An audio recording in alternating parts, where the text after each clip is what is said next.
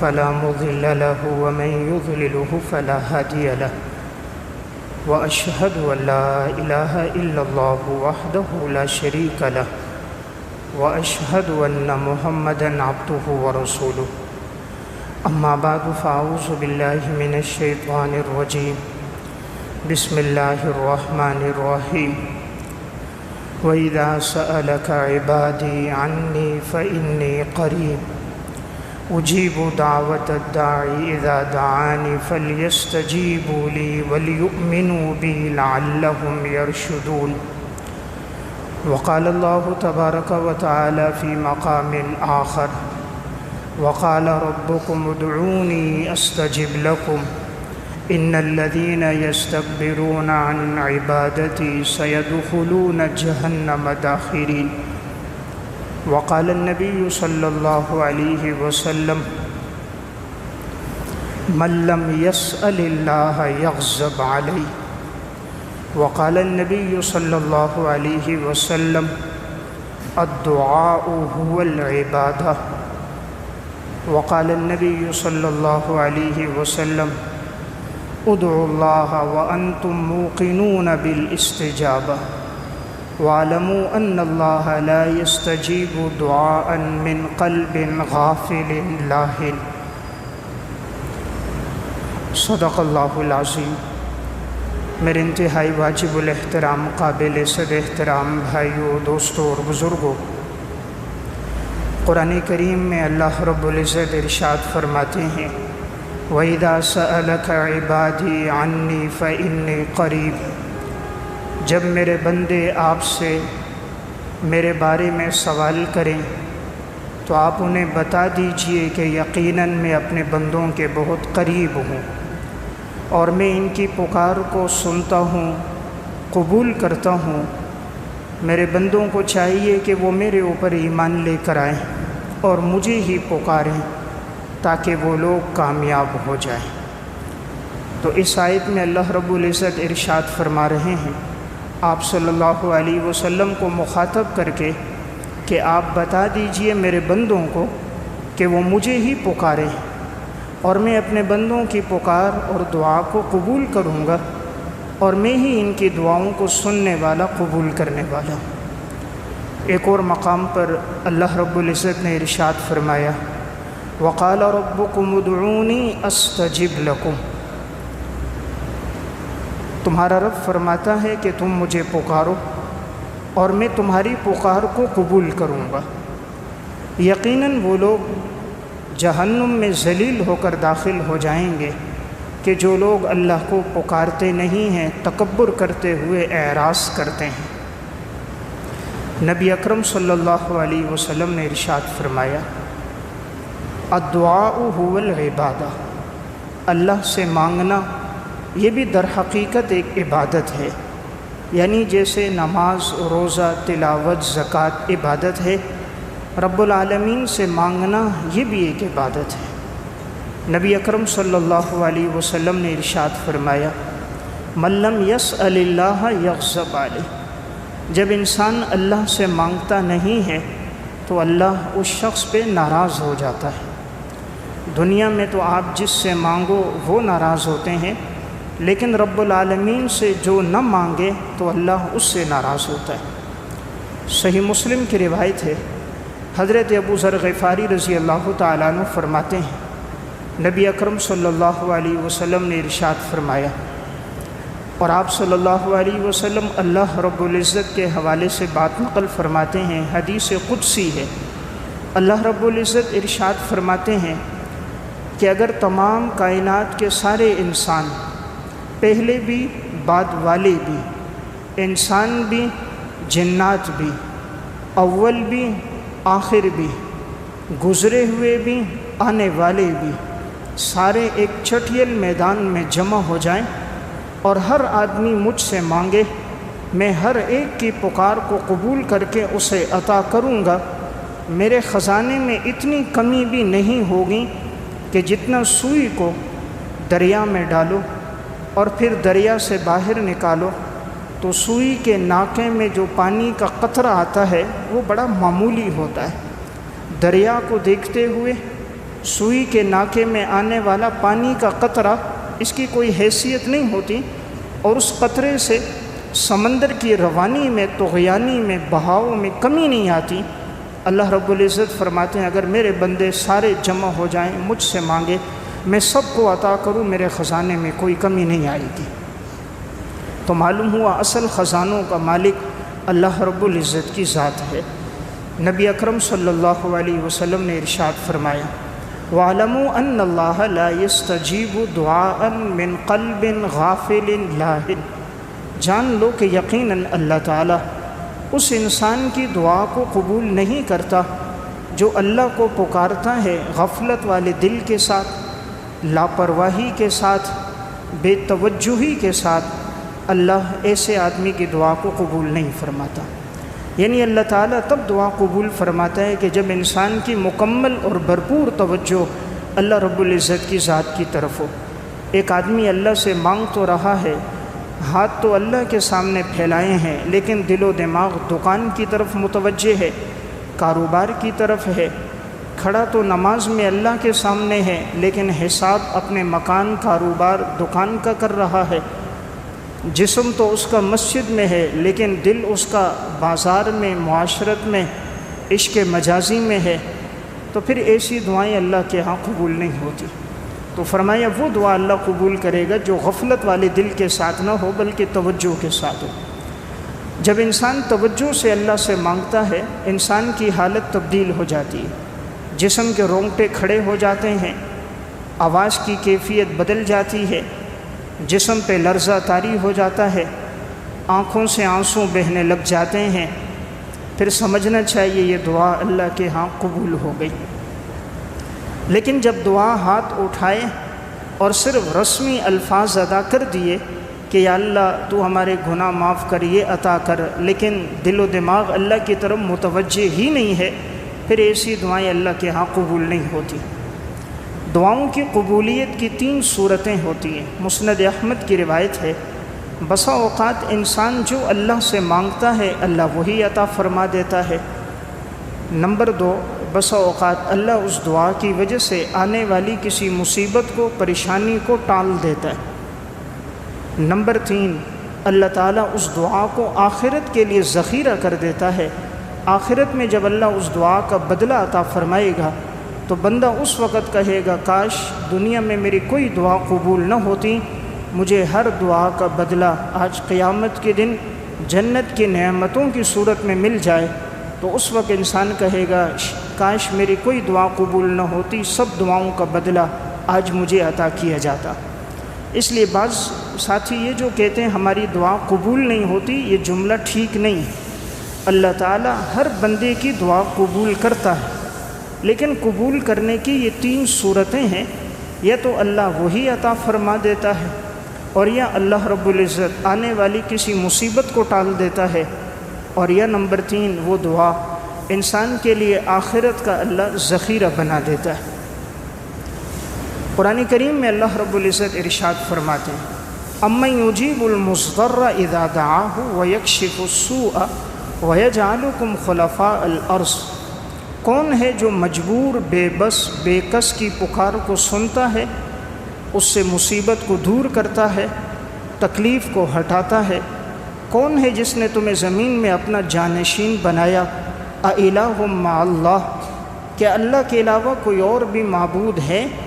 قَلِيلًا مَّا تَذَكَّرُونَ، بہت کم لوگ ایسے ہیں جو قرآن سے، ان آیات سے نصیحت حاصل کرتے ہیں۔ تو اللہ رب العزت فرما رہے ہیں کہ کون ہے جو مجبور، بے بس، لاچار کی پکار کو سنتا ہے؟ تو فرمائے وہ اللہ کی ذات ہے کہ جب بھی انسان اللہ کی طرف رجوع کرے، رب العالمین کی ذات بڑی قدردان ذات ہے۔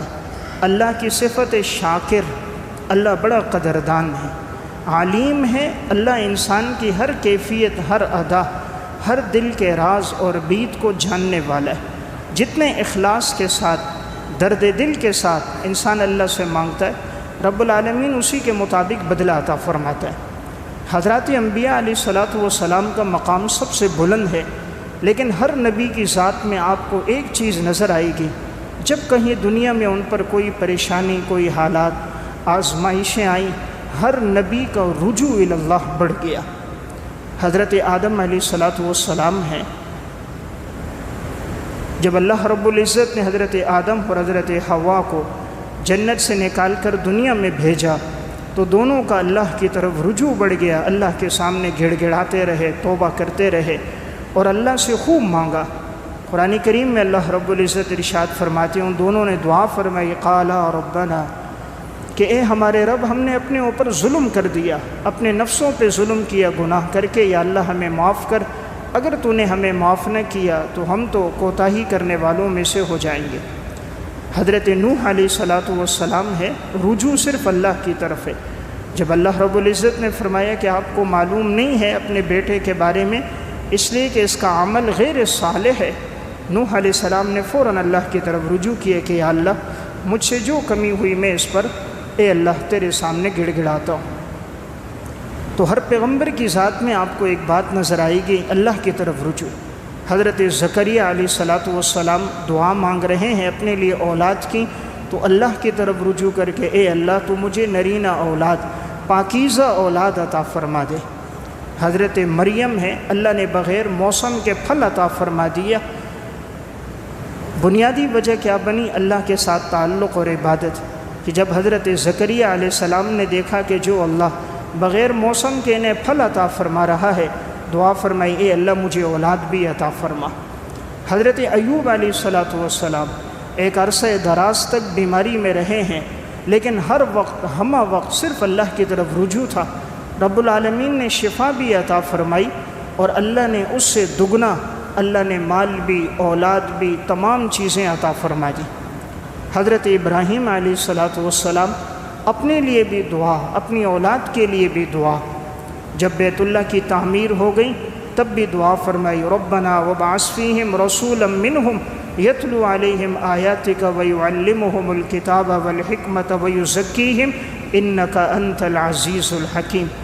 تو ہر نبی کی ذات میں بھی آپ کو ایک صفت نظر آئے گی، اللہ کی طرف رجوع۔ خود امام الانبیاء صلی اللہ علیہ وسلم کی ذات اقدس جب بھی کبھی حالات آئے آپ کا رجوع اللہ کی طرف بڑھ گیا۔ صحیح مسلم کی روایت ہے، بدر کا موقع ہے، دشمن کی تعداد 1000 سے زائد، ہر قسم کا اسلحہ ان کے پاس موجود ہے، صحابہ کرام 313 ہیں، گھوڑے بھی، اونٹ بھی اور ہتھیار بھی انتہائی کم ہیں۔ اس موقع پر جو آپ صلی اللہ علیہ وسلم نے اللہ کے سامنے آہوزاری کی ہے، صحیح مسلم کی روایت میں حضرت ابو بکر صدیق رضی اللہ تعالیٰ عنہ فرماتے ہیں، رسول اللہ صلی اللہ علیہ وسلم نے ہاتھ پھیلائے اور اللہ سے دعا فرمائی، اے اللہ آج تو اپنے وعدوں کو پورا فرما، اے اللہ تو اپنی غیبی مدد اور نصرت فرما، ہماری تعداد کم ہے، دشمن کی تعداد زیادہ ہے، اے اللہ اگر یہ آج جماعت ہلاک ہو گئی، روئے عرض پر تیری عبادت کرنے والا کوئی نہیں ہوگا۔ یہی 313 ہیں جن کو میں لے کر آیا، اور اگر آج یہ جماعت ہلاک ہو گئی تو کائنات میں تیری عبادت کرنے والا کوئی نہیں ہوگا۔ آپ نے اللہ کے سامنے ایسی آہوزاری کی، ایسی عجز و انکساری کی، ایسے گڑ گڑائے، اللہ سے ایسا مانگا، آپ صلی اللہ علیہ وسلم کی چادر مبارک نیچے گر گئی۔ حضرت صدیق اکبر کو بھی ترس آ گیا، چادر اٹھائی آپ کے کندھے پہ ڈالی، فرمایا یا رسول اللہ بس کیجیے، اب اللہ کی مدد آئے گی۔ پھر اللہ نے مدد بھیجی، 3000 فرشتے اللہ نے آسمان سے اتار دیے۔ پھر وہ بدر کے موقع پر ایسی مدد آئی، اللہ نے اسلام کو ایسا غلبہ دیا، مسلمانوں کو اللہ نے ایسا غلبہ دیا، اللہ نے کفر کی کمر توڑ دی، 70 کفار مارے گئے، جس میں کفار کے بڑے بڑے سرغنے، ابو جہل جیسا بدبخت بھی اس میں مارا گیا، 70 قیدی بن گئے، اور اللہ نے مسلمانوں کو فتح بھی دی، مال غنیمت بھی عطا فرمایا۔ تو میں عرض کر رہا تھا، ایک چیز ہے رجوع اللہ، اللہ کی طرف دعا کرنا۔ آپ علیہ السلام کی زندگی کا بھی یہی وصف تھا، جب کبھی حالات آئے آپ نے فوراً ہاتھ اٹھائے، اللہ سے مانگا، اللہ نے عطا فرما دیا۔ صحیح مسلم کی روایت حضرت ابو ہریرہ رضی اللہ تعالیٰ عنہ حضور کے پاس آئے، یا رسول اللہ آپ دعا کیجئے اللہ میری والدہ کو ہدایت عطا فرما دے۔ آپ صلی اللہ علیہ وسلم نے ہاتھ اٹھائے، اللہم اہد ام ابی ہریرہ، اے اللہ ابو ہریرہ کی والدہ کو ہدایت عطا فرما دے۔ حضرت ابو ہریرہ کہتے ہیں میں دوڑتا ہوا گھر کی طرف جا رہا تھا کہ دیکھتا ہوں میں پہلے پہنچتا ہوں یا حضور کی دعا پہلے پہنچتی ہے۔ کہا جیسے میں پہنچا میری والدہ گھر میں غسل کر رہی تھی اور پانی گرنے کی آواز آ رہی تھی، میں نے دستک دی، والدہ نے کہا صبر کرو، میں نے صبر کیا، والدہ نے غسل کیا، کپڑے پہنے، کہا مجھے حضور کے پاس لے کر چلو، آپ صلی اللہ علیہ وسلم کی خدمت میں آئی اور حضرت ابو ہریرہ کی والدہ ایمان لے کر آ گئی۔ تو میں ایک بات عرض کر رہا تھا، جہاں حالات آئے آپ صلی اللہ علیہ وسلم نے اللہ کے سامنے ہاتھ اٹھا کر دعا کی، رب العالمین کی مدد آپ کی طرف آئی۔ صحیح بخاری کی روایت ہے، حضرت ام سلیم رضی اللہ تعالیٰ عنہ آپ صلی اللہ علیہ وسلم ان کے گھر آئے، دعوت کی، انہوں نے فرمایا یا رسول اللہ میرے اس بیٹے نے آپ کی 10 سال خدمت کی، آپ ان کے لیے دعا فرما دیجئے، اللہ تعالیٰ ان کو خوب عطا فرمائے۔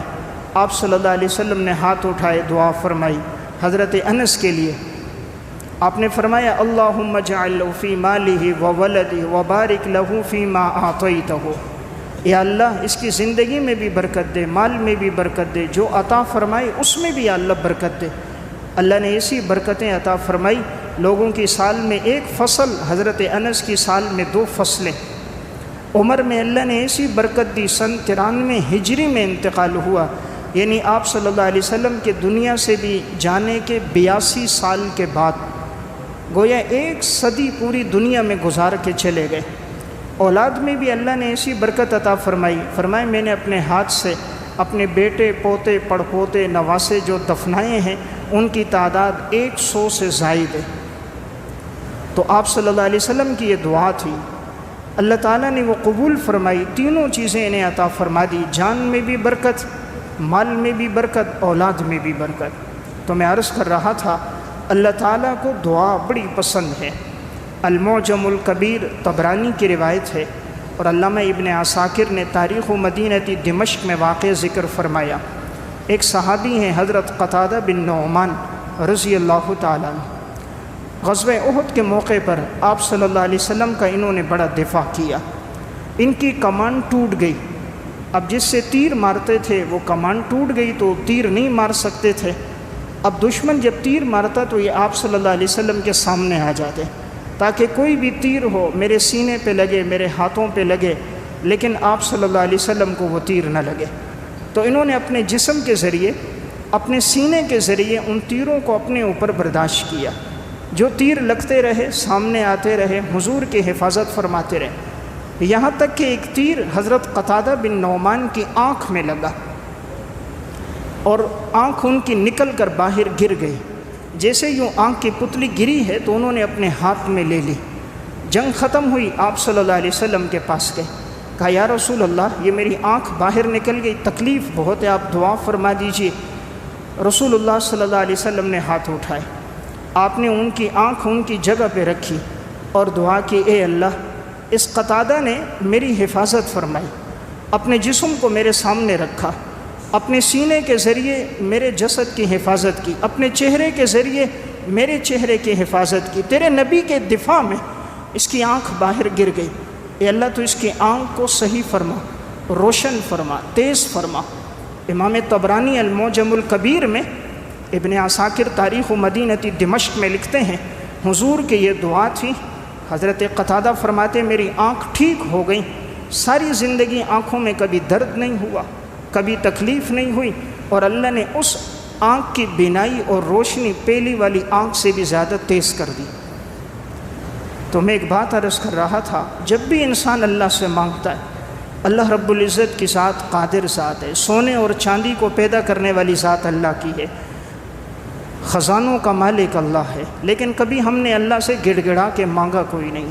جتنا ہمارا رجوع مخلوق کی طرف ہے، آج اگر اتنا رجوع اللہ کی طرف بڑھ جائے، جو مانگیں گے اللہ وہ عطا فرما دے گا، لیکن آج امت کا میلان اللہ سے، مسجد سے، عبادت سے کٹ گیا، اس لیے ہسپتالوں میں رش، طبیبوں کے پاس رش ہے، عاملوں کے پاس رش ہے، اچھے ڈاکٹر سے ٹائم لینے جاؤ، مہینے بعد کا آپ کو اپارٹمنٹ ملتا ہے، ٹائم نہیں ہے اس کے پاس، مسجدیں خالی ہیں، فجر کے نمازی دیکھو ایک صف نظر نہیں آتے۔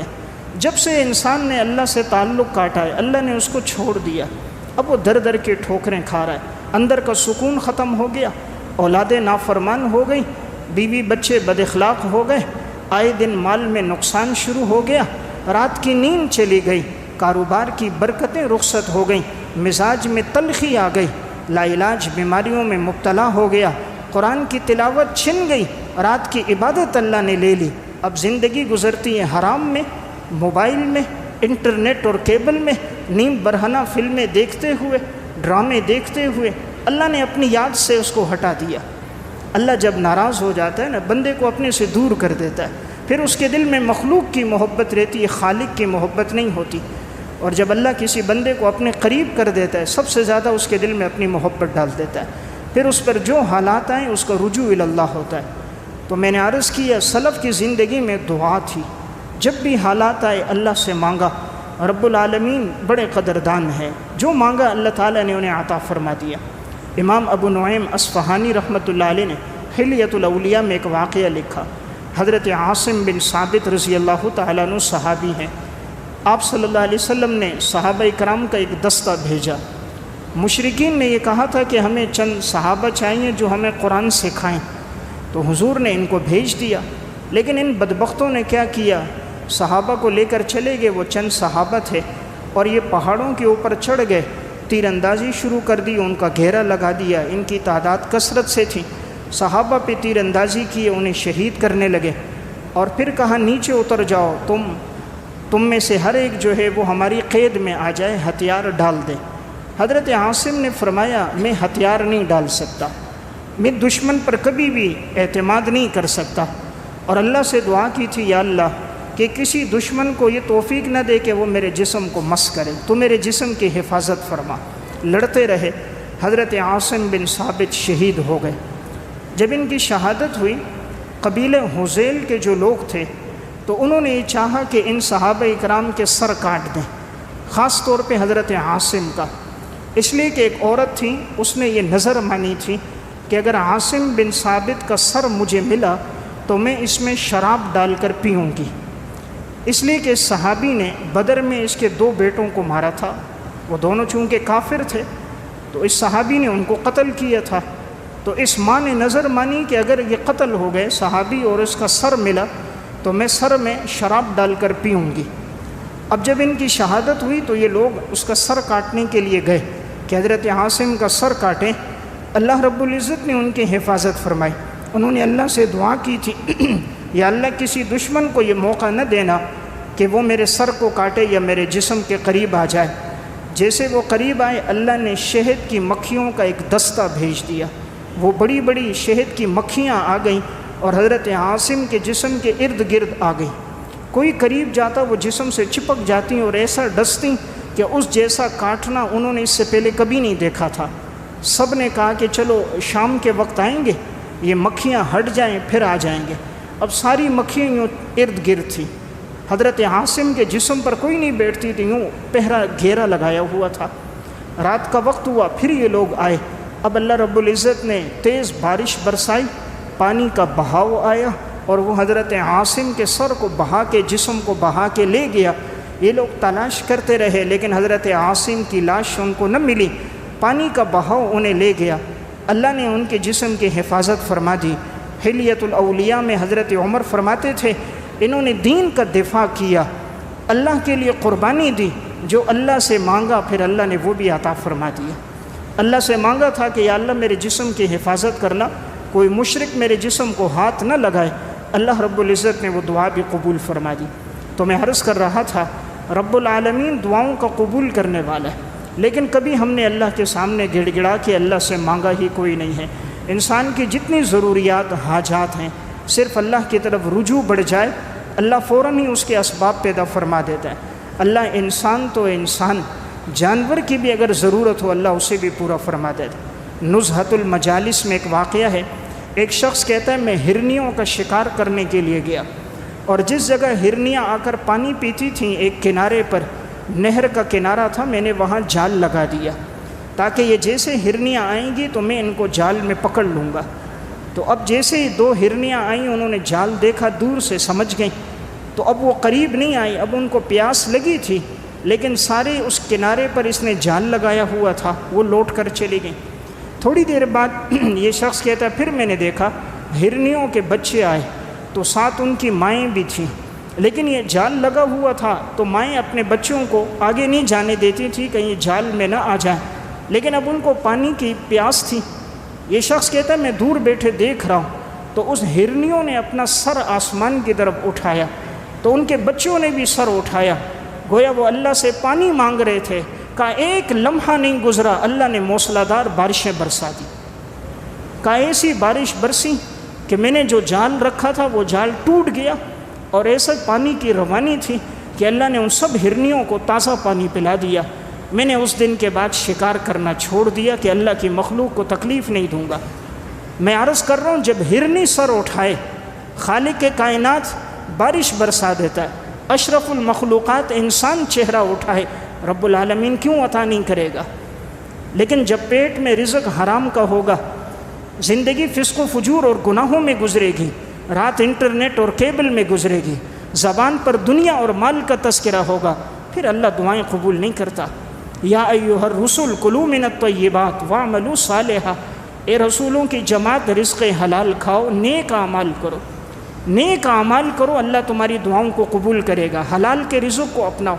جتنا تقوی کی زندگی ہوتی ہے رب العالمین عطا فرماتا ہے۔ اللہ کیسے اسباب پیدا کر دیتا ہے؟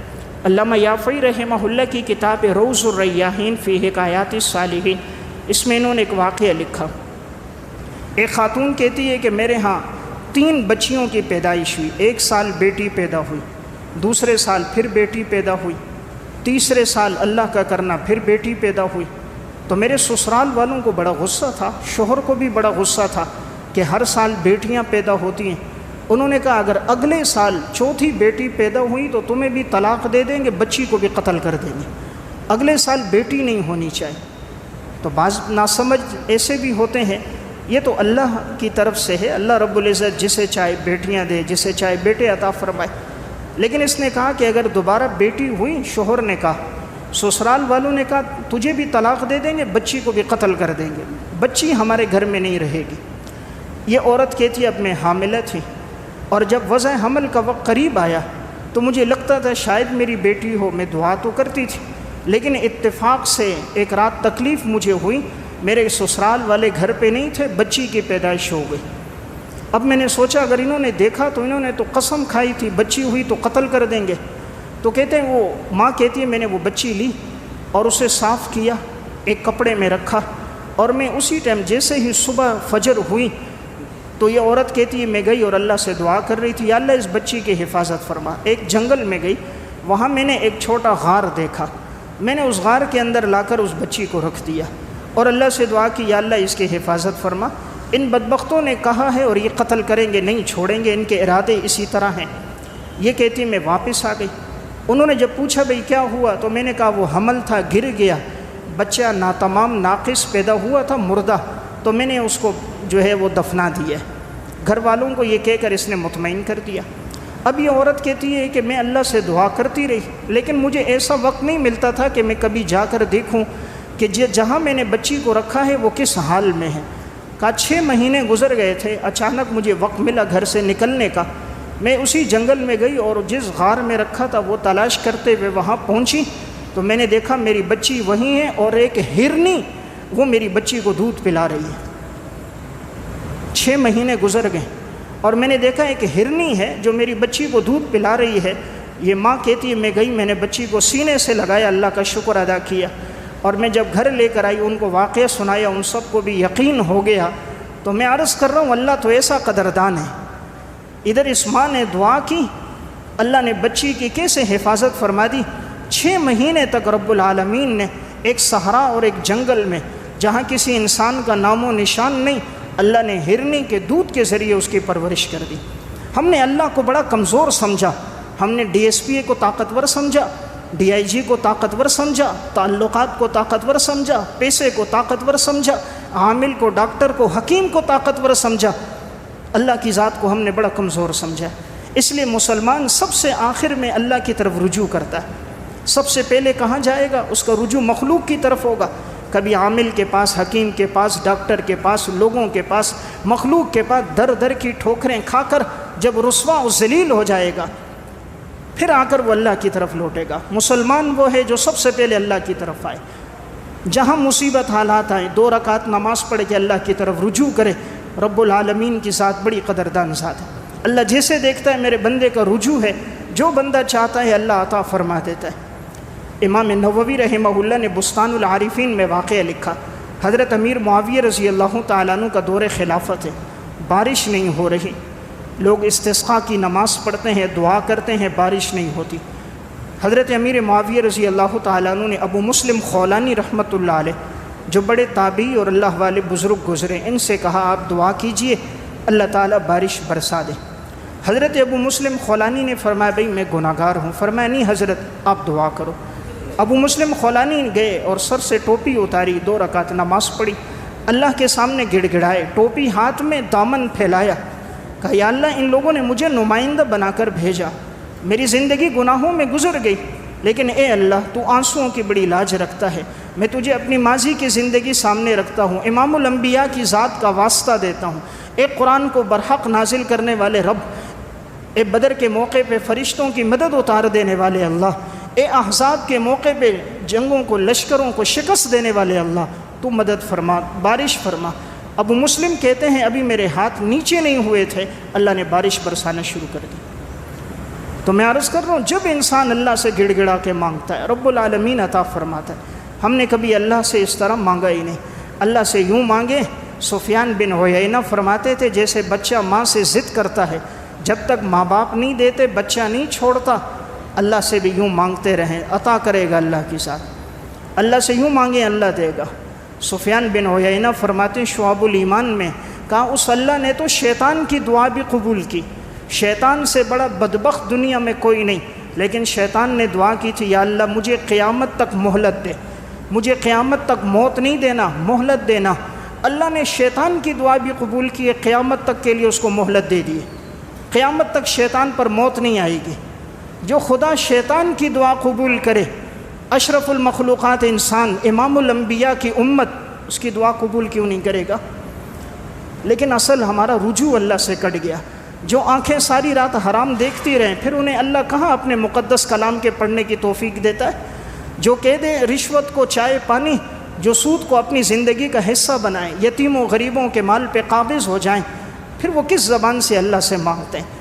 5 دفعہ صدا لگے ان کے قدم مسجد کی طرف نہ آئیں، جمعے کے علاوہ وہ خدا کے در پر حاضری نہ دیں، اللہ کی ہر نعمت سے روزانہ فائدہ لیتے ہیں، لیکن اللہ کے احسانات کا بدلہ چکانے نہیں آتے، اس لیے رب العالمین ہم سے ناراض ہیں۔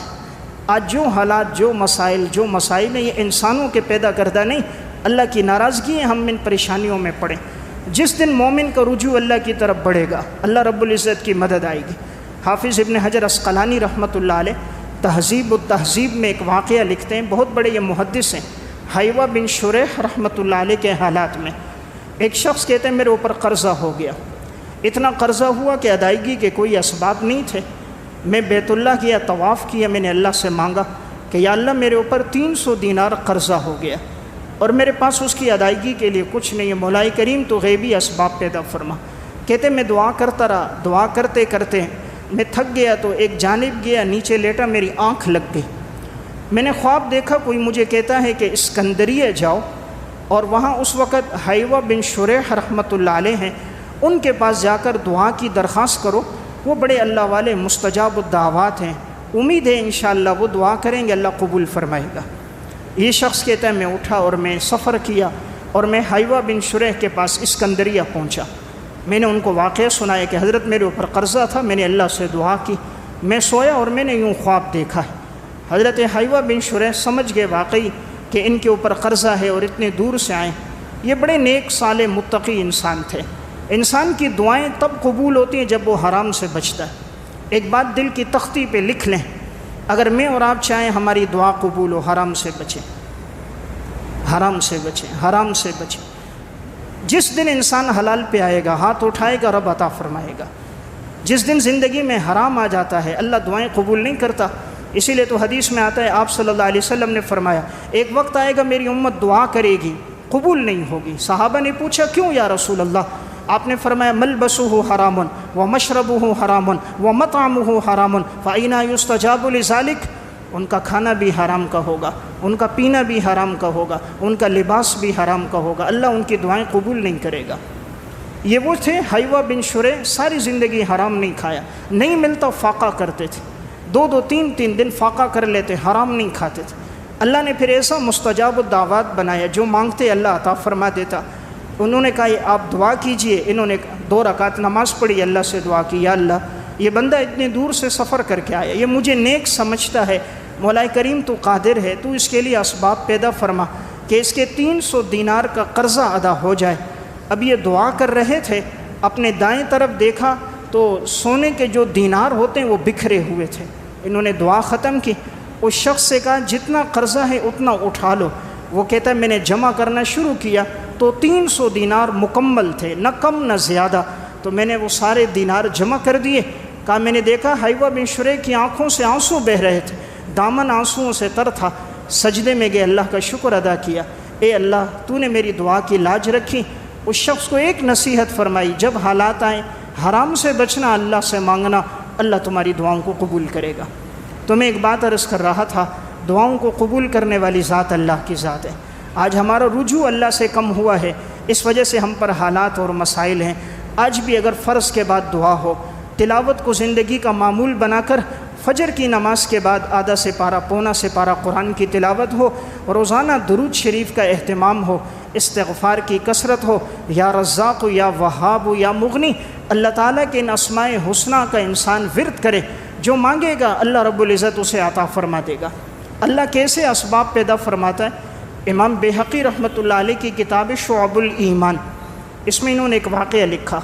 ایک بڑے بزرگ اور محدث تھے، امام اسحاق بن عباد بصری رحمۃ اللہ علیہ۔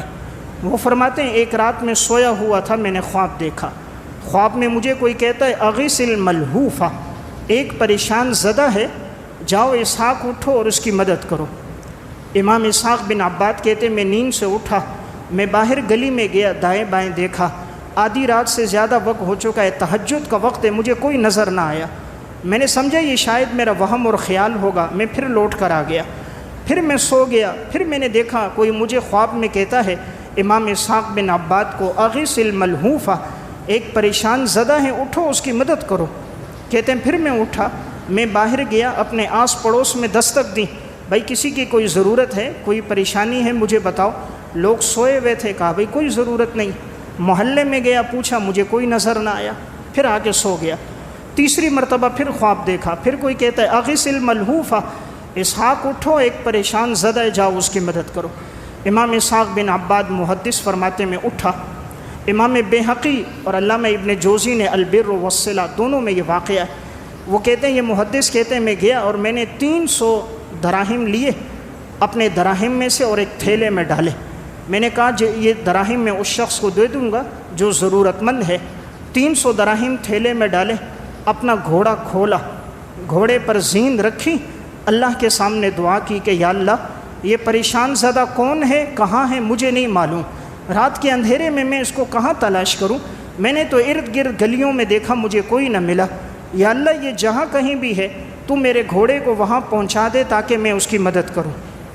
امام اسحاق کہتا ہے میں گھوڑے پر بیٹھ گیا، گھوڑے کی لگام چھوڑ دی، گھوڑا چلتا رہا، چلتے چلتے چلتے چلتے مسجد کے دروازے کے پاس آ کے گھوڑا رک گیا۔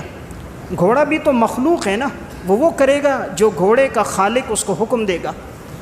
گھوڑا مسجد کے دروازے پہ رکا، تہجد کا وقت ہے۔ امام اسحاق بن عباد کہتے ہیں میں مسجد میں آیا، ساری مسجد میں اندھیرا تھا، ایک کونے میں ایک دیا جل رہا تھا اور ایک نوجوان سجدے میں اللہ کے سامنے رو رہا تھا اور اس کے رونے اور ہچکیوں کی آوازیں آ رہی تھیں۔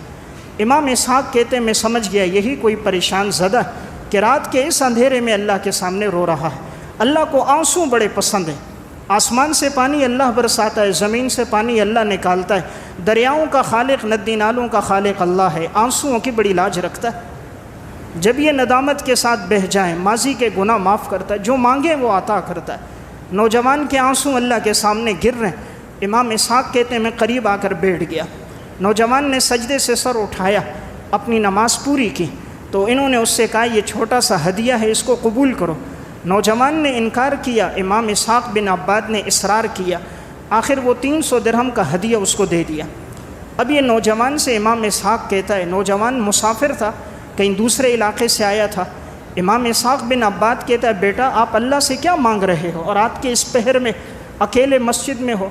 اس نے کہا چچا جان میرے اوپر 300 درہم قرضہ ہے، میں نے بیٹے کے علاج کے لیے قرضہ لیا تھا تو میں نے کل یہ قرضہ واپس کرنا ہے، لیکن میرے پاس 300 درہم نہیں ہے، میں اللہ سے مانگ رہا تھا یا اللہ اگر میں نے کل یہ ادا نہیں کیے تو وعدہ خلافی ہوگی، اے اللہ تو خزانوں کا مالک ہے تو 300 درہم کا انتظام فرما دے تاکہ کل میں یہ دوں میرا قرضہ ادا ہو جائے۔ اب دیکھیں وہ اللہ سے 300 درہم مانگ رہا ہے اور امام اسحاق بن عباد جو گھر سے لے کر نکلیں وہ بھی 300 درہم ہے، ان کے دل میں بھی جو اللہ نے ڈالا تھا گھر سے نکلتے وقت 300 درہم، ان کو جو ضرورت ہے وہ بھی 300 درہم، انہوں نے وہ تھیلی اس کو دی۔ اس نوجوان سے کہا بیٹا تم نے مجھے پہچانا؟ اس نے کہا چچا جان نہیں پہچانا۔ امام اسحاق علاقے کے معروف عالم تھے، کہا میری فلاں مسجد میں امامت ہے، فلاں جگہ میرا حلقہ درس ہوتا ہے، جب بھی کوئی ضرورت پیش آئے تم میرے پاس آنا، انشاءاللہ آپ کی ہر ضرورت کو اللہ کے فضل سے میں پورا کروں گا، کوئی مصیبت ہو میرے پاس آنا۔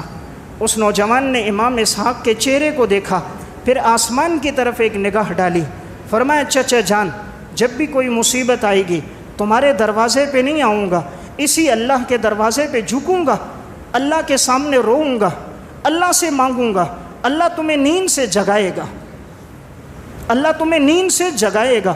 مجھے 300 درہم کی ضرورت ہوگی، تم 300 درہم تھیلے میں ڈالو گے، رات کے اندھیرے میں مجھے خود تلاش کرو گے، دو زانو بیٹھ کر اصرار کر کے مجھے دو گے، آئندہ کے لیے اپنا تعارف کراؤ گے، اس اللہ سے مانگوں گا، تمہارے دروازے پہ نہیں آؤں گا۔ میرا واقعہ سنانے کا مقصد ہے، ادھر آنسو گرے ہیں، ادھر اللہ نے انتظام فرما دیا۔